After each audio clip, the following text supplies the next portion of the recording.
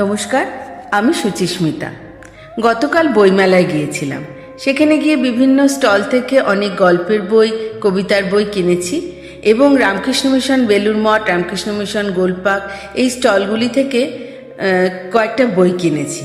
এই স্টলগুলিতে যেই ঢুকলাম, প্রথমেই চোখে পড়ল শিশুদের বিবেকানন্দ, শিশুদের রামকৃষ্ণদেব। বইগুলো দেখেই সেই ছোটোবেলাকার স্মৃতি মনে পড়ে গেল। ছোট্ট থেকে এই বইয়ের মাধ্যমে বিলে থেকে স্বামী বিবেকানন্দ হওয়ার জার্নিটা আমরা পড়েছি খণ্ড খণ্ড গল্পের আকারে, এবং লিখেছেন স্বামী বিশ্বাসরায়ানন্দজি মহারাজ। চলুন আবার নতুন করে আমি এই গল্পগুলোকে আপনাদের সামনে উপস্থাপিত করছি। আমার সাথে আপনারাও আপনাদের স্মৃতি আরেকবার রোমন্থন করে নিন। তাহলে শুরু করি।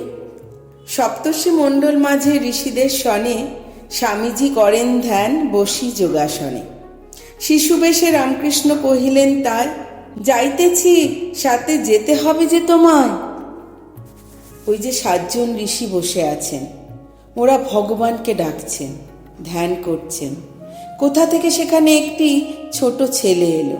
কি তার রূপ, দেখলে চোখ জুড়িয়ে যায়। কিন্তু দেখবে কে? ঋষিরা সবাই তো চোখ বুজে আছেন। ছেলেটি এগিয়ে গিয়ে দুহাত মেলে একজন ঋষির গলা জড়িয়ে ধরল। কত আদর করে তাকে ডাকতে লাগলো যাতে তার ধ্যান ভাঙে। অনেকক্ষণ ডাকার পর ঋষি চোখ মেলে চাইলেন। ছেলেটিকে দেখে খুব আনন্দ পেলেন। ঋষিকে চাইতে দেখে ছেলেটি বলল, আমি যাচ্ছি, তোমাকেও যেতে হবে। কথাগুলি কি মিষ্টি! ঋষি কি আর না করতে পারেন? ঋষি কিছু বললেন না, কিন্তু তার প্রসন্ন ভাব দেখেই বোঝা গেল যে তিনি যেতে রাজি হয়েছেন। শ্রী রামকৃষ্ণদেব এসব দেখেছিলেন। তিনি বলেছেন, ওই ঋষি আমাদের মতো মানুষ হয়ে জন্মেছিলেন। তিনি স্বামী বিবেকানন্দ। আর সেই ছেলেটি রামকৃষ্ণদেব নিজেই। শ্রী রামচন্দ্রের সঙ্গে তার কাজ করার জন্য মহাবীর এসেছিলেন। শ্রীকৃষ্ণ অর্জুনকে সঙ্গে এনেছিলেন। শ্রী রামকৃষ্ণদেব নিয়ে এলেন বিবেকানন্দকে। কিভাবে চললে আমাদের কল্যাণ হয় তাই শেখাবার জন্য এরা আসেন। কলকাতা শহরের সিমলে পাড়ায় ভুবনেশ্বরী বসে শিবের পূজায়। পূজা শেষে প্রতিদিন শিবের এসে কয়, তোমার মতন এক ছেলে যেন হয়। কলকাতা খুব বড় শহর। তার একটা পাড়ার নাম সিমলে। 100 বছর আগেকার কথা। সেই পাড়ায় একটা বাড়িতে ভুবনেশ্বরী শিব পুজো করছেন।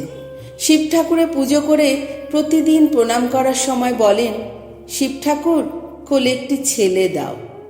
তার কয়েকটি মেয়ে হয়েছে, কিন্তু একটি ছেলে না হলে কি চলে? তাই ছেলের জন্য প্রতিদিন শিব পুজো করেন। আবার কাশীতে বিশ্বেশ্বর শিবের কাছে প্রত্যহ পুজো দেওয়ার জন্য একজন বৃদ্ধা আত্মীয়াকেও বলে রেখেছেন।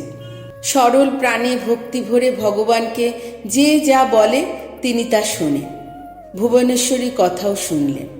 1863 খ্রিস্টাব্দের 12ই জানুয়ারি খুব সকালে তার একটি ছেলে হলো। সেদিন পৌষ সংক্রান্তি। পাড়ার মেয়েরা গঙ্গা স্নান করতে বেরিয়েছিল। ভুবনেশ্বরীর বাড়িতে শাক বাজছে শুনে সকলে ছেলে দেখতে ছুটে এলো। এই ছেলেটি পরে বিশ্ববিখ্যাত স্বামী বিবেকানন্দ হয়েছিল। তার বাবার নাম বিশ্বনাথ দত্ত। বিশ্বনাথ আইনজীবী ছিলেন।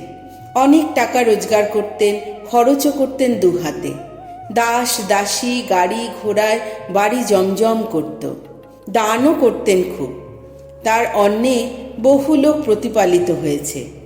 বিশ্বনাথের পিতা দুর্গাচরণ দত্ত বিশ্বনাথের জন্মের পরই বাড়ি ছেড়ে চলে যান।